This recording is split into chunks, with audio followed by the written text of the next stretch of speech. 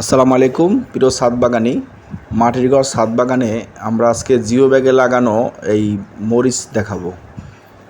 এত বর্ষা হলো, মরিচের কত দাম বাজারে, অথচ আমাদের ফ্যামিলিতে মরিচ ক্রয় করা লাগে না বাজার থেকে। আমরা এই গাছগুলো থেকে আমরা মরিচ খেয়ে আরও হাদিয়াও দেওয়া সম্ভব হয়েছে আত্মীয় স্বজনের ভিতরে। দেখেন মরিচগুলা কত সুন্দরভাবে এরকম ধরে আছে। দুটো জিও ব্যাগে মানে ব্যাগটা দেখা যায় না, এমনভাবে ব্যাগটা ছেয়ে গেছে মরিচ গাছে।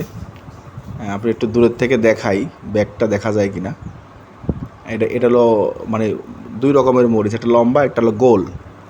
এগুলা গোল গোল, এই যে বলের মতন, প্রচুর ঝাল এগুলায়। আর ধরো আল্লাহর রহমতে অনেক বেশি, প্রচুর ধরে। এই 20 গ্যালনের দুটো জিও ব্যাগে লাগানো, দুটো 4টে মরিচের গাছ। এই যে 600 জিএসএমের গ্রে কালারের ব্যাগে লাগানো। তা এত যে মরিচ হয়, মানে এই দুটো ব্যাগে যে গাছ লাগানো, দুটো 4টে গাছ লাগানো, এক একটা ব্যাগে দুটো করে। তো মানে একটা ফ্যামিলি আরও খেয়েও বেঁচে যায়। এই জন্য ছাদ বাগান যাদের ছাদ আছে, তারা ছাদ বাগানে একটু যদি মনোযোগ দেয়, সামান্য একটু সময় দেয়, একটু উদ্যোগ নেয়, তাহলে কিন্তু সুন্দর সুন্দর বেগুন, টমেটো, মরিচ, শাক, ধনিয়া পাতা, লাউ, মানে এই ধরনের সবজি চাষ অনায়াসে করতে পারে। বর্তমান সবজির যে দাম, তাতে আমার মনে হয় সবাই একটু উদ্যোগ নেওয়া উচিত। যাদের মাটি আছে তারা মাটিতে লাগাই, নিজের বাড়ির আঙিনায়।